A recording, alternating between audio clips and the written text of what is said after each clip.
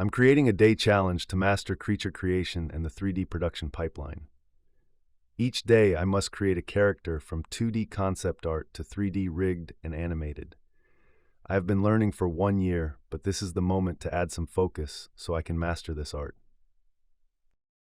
Today, I created a mermaid dolphin hybrid creature with 5-finger hands, so this creature can create civilization. This is a mermaid dolphin hybrid, and the core idea is that it's fast and can create basic tools to defend from big sharks and predators.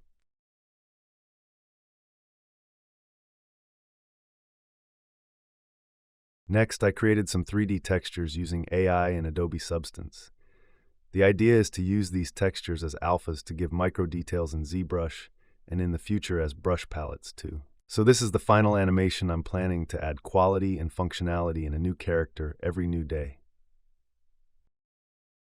Please like, comment, and subscribe and you want to see more.